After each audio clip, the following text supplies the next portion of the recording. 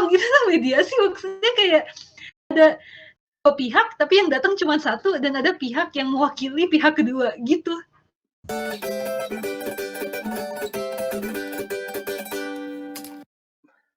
So guys, hari ini gue sama Mentari bakal ngomongin gak enaknya kuliah di luar negeri. Oke. Kan banyak orang tuh yang udah ngomongin kalau misalnya jualan kan, biasanya kan orang kan jualan kan. Misalnya kuliah ke luar negeri tuh agency atau kampus-kampus kan jualan. Ayo kuliah ke sini, kuliah keluar gitu. Tapi banyak yang nggak tahu tuh sebenarnya saat kita kuliah ke luar negeri, kita tuh bayar jauh lebih banyak daripada orang-orang yang kuliah yang kayak citizens di sana, yang kuliah di sana kebanyakan, kecuali lu beasiswa. Nah, jadi kita tuh harus tahu juga apa sih nggak enaknya sebelum kita tahu nyemplung ke kampus di luar negeri gitu. Oke, kita denger dari Mentari dulu lah. Gimana menurut Tori? Ya, ya bener banget sih. Poin pertama yang paling di-highlight dari kuliah di luar negara, finansialnya. Mau kita Iya. dari keluarga manapun, Walaupun beasiswa pun, kan seringkali beasiswa tuh nggak penuh. beasiswa tuh seringkali nggak nge-cover semuanya. Jadinya akhir-akhirnya kita juga harus mencari cara untuk melengkapi semua kebutuhan. Seringkali Iya. tuh jadinya ya kita paruh waktu. Dan itu mau nggak mau pasti ngeganggu waktu kuliah kita. Tapi sebenarnya menurut lo itu worth it gak sih? Kayak misalnya ya nggak tahu ya, kan mungkin kasus orang-orang beda-beda juga ya. Kayak mungkin ada beberapa orang sebenarnya nggak worth it juga kuliah di luar kan. Sebenarnya uh, ini masih subjektif banget, ini pendapat subjektif banget. Tapi Iya.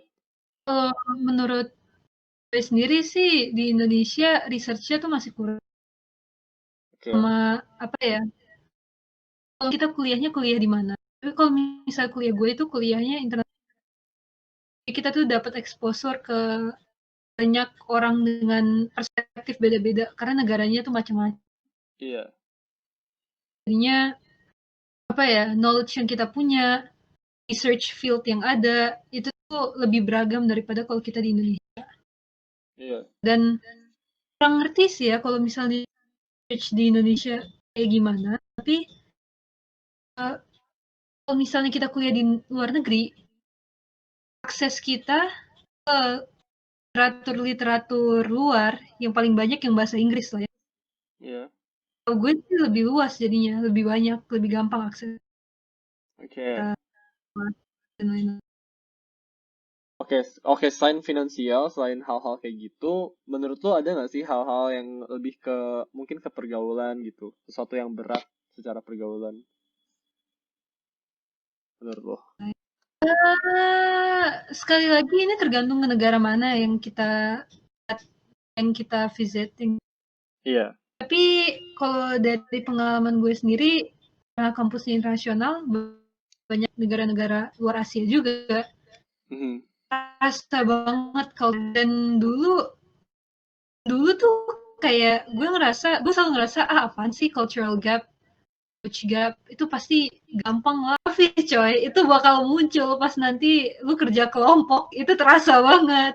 Yang namanya ada orang yang culture-nya emang kalau ada masalah tuh nggak bisa ngomong secara langsung dan udah kebiasaan dia, jadi kayak agak susah gitu. Ada yang teamwork-nya kebiasaannya kayak gini, ada yang kayak gitu, yang beda banget sama apa yang kita anggap sebagai normal. Iya Itu kan sih. karena berdampak ke nilai, itu hal yang sangat besar ya. Jadi kayak gitu. Ngerti. Ada contoh yang ini nggak? Contoh yang tangible gitu. Maksudnya ya terserah sih kalau lo mau sebut like a specific. Ada banget. Oke, Ada banget.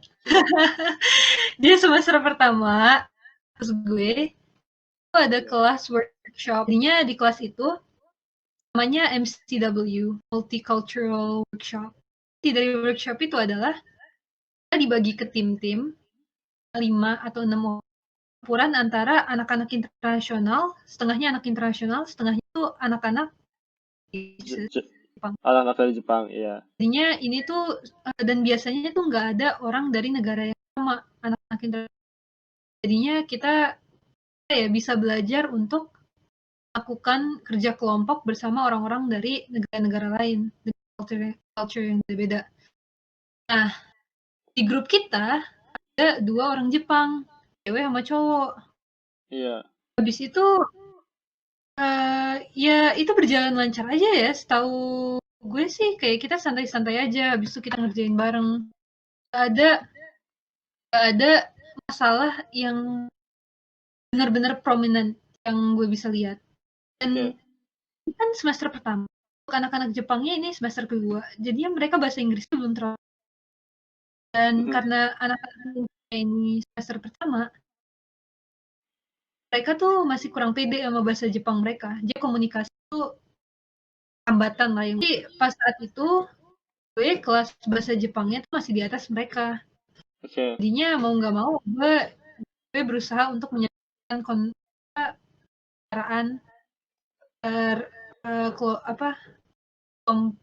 jadi antara anggota kelompok. Jadi perantara medium komunikasi juga kan. Antara Ini cowok Jepangnya ini bahasa Inggrisnya tuh juga lumayan jago, jadinya dia juga banyak bantuin. Nah, jadinya karena cowok Jepang ini lumayan jago bahasa Inggris, cewek Jepang ini kan agak gimana gitu, dia agak minder, nggak enak karena dia nggak bisa. Dan ya pastinya kita juga lebih perhatiin lah, jadi lebih perhatiin setiap kali kita diskusi. Gue tanyain, do you understand? Is there anything? Soalnya dia kayak minder, jadi kita selalu tanya, mau nanya enggak? Ada yang pengen ditambahin nggak? Dan dia selalu kayak kita. Iya, nggak enak gitu dianya ya. Iya, tapi kita selalu kasih kesempatan, dan kita tuh jadi kita selalu ajak ngomong kasual, ketawa-tawa gitu. Sampai kita juga selfie di HP ceweknya itu. Kita kira tuh semuanya oke. Oke, anjir, ini interesting. Ini interesting banget, guys. Habis itu kita sempat, kan pas itu tinggal di dormitory, sempat ke kamar gue buat ngerjain itu semua. Itu kita masih fine-fine aja, seru. Habis itu hari pertama kita kan harus pakai bahasa Inggris, yang konsep kelompok kita adalah anak-anak yang basis Jepang bakal ngomong pakai bahasa Inggris, cara yang berbasis Inggris akan berusaha ngomong pakai bahasa Jepang. Iya. Tapi in the end, akhir-akhirnya kita juga ngomong pakai 2 bahasa. Kita ada bagian Jepangnya, ada bagian. Nah, tiba-tiba itu udah selesai kan, hari itu udah selesai. Iya. Setelah itu beberapa minggu kemudian, kan selalu tiap minggu harus ada meeting kan, karena kita lagi persiap. Jadi konsep kelas ini adalah akhir semester kita harus bikin suatu cara aktivitas kecil gitu. Jadi kita tiap minggu kan harus buat latihan dan pematangan konsep kegiatan kita. Iya. Tiba-tiba ini nih mulai berhenti datang ke pertemuan-pertemuan kita. Dan kelas ini lumayan ketat kan, jadi kita selalu ada kertas untuk kayak menilai masing-masing anggota kelompok. Peer review ya, ada peer review. Habis itu cewek ini tuh mulai nggak normal, nggak datangnya tuh kayak beneran nggak datang sama sekali, nggak tahu apa-apa. Suatu hari ceweknya ini tiba-tiba quit grup lain kita. Kita bingung dong, nggak ada angin, nggak ada hujan, tiba-tiba menghilang gitu. Nah, kita bingung, kayak kenapa nih orang? Habis itu cowok Jepangnya kan, habis itu gue ngejapri teman-teman cowoknya. Dia satu-satunya orang Jepang. Katanya cowoknya bilang cowoknya udah sempat ngomong ke dia, katanya dia nggak pengen kelas ini, pengen keluar aja, dia pengen nggak apa-apa dia dapat F. Ini masalah dong, soalnya kelas ini tuh intinya adalah kerja kelompok. Jadi kalau kelompoknya hancur kayak gini, nilai kita tuh bisa hancur juga gitu. Ya jadi, iya, tapi gitu kalau lah. dia tapi kan maksudnya gue mikirnya kalau dia keluar, artinya kalau dia udah ngomong ke dosennya dia mau keluar, harusnya ini dong, harusnya kayak dia drop papernya, artinya kelompok ini ya emang punya last member aja kan, atau enggak? Nah, dia nggak ngomong sama profesornya, jadi dia tuh yang dia pengen lakukan adalah dia pengen berhenti datang ke kelas, dia nanti dapat F tuh nggak apa-apa. Dia sangat yang nggak bertanggung jawab sama sekali, dan dia aja nggak ngabarin kita. Padahal kita tuh merasa hubungan kita tuh baik. Kelompok kita ini nggak ada yang bisa ketemu sama cewek ini. Cewek ini tuh nggak ngejawab lain kita. Kita nggak bisa ketemu face to face, nggak bisa ngobrol. Kita saat itu kita tuh nggak tahu kenapa, kayak apa yang kita lakuin salah. Kalau ada yang salah ya kita benerin, maaf kalau misalnya emang ada hal yang menyakiti dia gitu, karena kita beneran gelap, kita nggak tahu apa yang terjadi, tiba-tiba nih orang atau hilang aja kabut atau ghosting gitu. Udah, abis itu lupa prosesnya gimana, apakah kita yang ngomong ke profesor atau profesor, tapi intinya profesor Jepangnya bilang ya udah kita nge-resolve konflik. Kita satu kelompok undang ke kantornya malam gitu, kayak setelah kelas selesai. Itu kita ke kantornya ya. Dan jujur aja kita sebagai orang Indonesia, kita tuh itu tuh normal untuk bermusyawarah. Kalau ada konflik ya kita bicarakan secara langsung dan terbuka gitu kan. Itu yang kita Iya, itu value yang kita tuh harus ingat, kita tuh beda. Dan ini yang benar-benar ngebuat gue jatuh, karena pas gue datang ke sana ternyata cewek Jepang ini tuh nggak ada di situ. Maksudnya? Dan gue tanya, cewek Jepangnya nggak ada di situ, jadi yang diundang tuh cuma kita doang, member kita, tapi dia tuh cewek itu tuh nggak datang. Gue bingung dong, gimana kita menyelesaikan konflik kalau other party atau orang yang kita punya konflik itu gaknya. Kira kayak dia jadi ngadu doang dong. Ternyata profesornya bilang dia prefer untuk datang, dia ingin dimediasi saja. So gue mikirnya gini dong, mediasi tuh ya mediasi antara dua pihaknya tetap ada, so ada orang yang mediasi. Enggak coy, di Jepang itu tuh mediasi maksudnya kayak ada dua pihak tapi yang datang cuma satu, dan ada pihak yang mewakili pihak kedua gitu. Buset lah. Kayak gitu. Habis itu ternyata masalahnya adalah jadinya pas presentasi anggota kelompok kita yang lain ada yang lagi tawa senyum-senyum gitu. Nah, dia kira mereka tuh ngetawain cewek ini. Kayak gitu.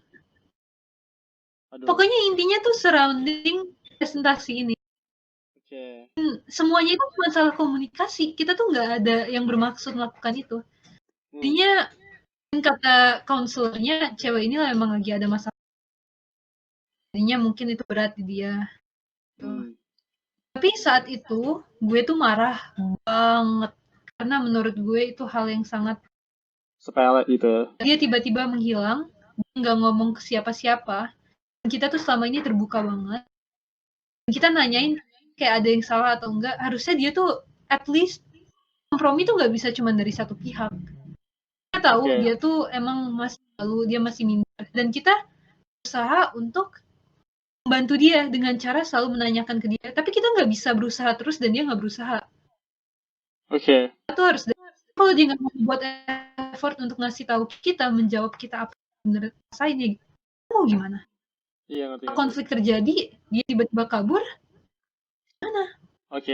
Tapi is this like a team gitu? Kayak maksudnya kayak apakah emang karena culture-nya gitu atau gimana? Atau emang spesifik di cewek ini aja? Yang pengen gue tekankan itu adalah bagian mediasinya ini. Jadi yang lo pengen tekankan adalah mediasinya ya? Kayak adanya mediasi itu kayak beda banget sama di Indonesia. Ya jadinya mediasinya itu kayak, maka gue berpikir mediasi yang akan terjadi itu mediasi di mana ada dua pihak datang, yang ada lalu ada mediator di tengah-tengahnya. Tapi di sana ternyata itu normal untuk memilih orang yang merepresentasikan pihak kedua. Bicara langsung, justru untuk menghindari konflik, kata profesornya. Karena gue itu komplain banget tentang itu kan. Habis itu dibilang kayak, ya enggak, normal, supaya konfliknya tuh enggak makin makin besar gitu. Tapi kan kalau di pikiran orang Indonesia pasti kayak enggak makin besar dong, justru karena bisa ngomong langsung ya kita bisa secara dewasa membicarakan. Iya, ngerti ya. Aneh ya. Aneh kan? Kalau di pikiran kita tuh aneh. Itu kayak nggak kepikiran menurut kita. Itu tuh hal yang tidak dewasa dan tidak adil. Tapi pada akhirnya kita tuh harus sadar kalau ya itu hal yang kultural itu hal yang ada di budaya kita. Negara lain punya budaya lain yang sama validnya kayak negara. Sampai sekarang itu masih agak susah dicerna.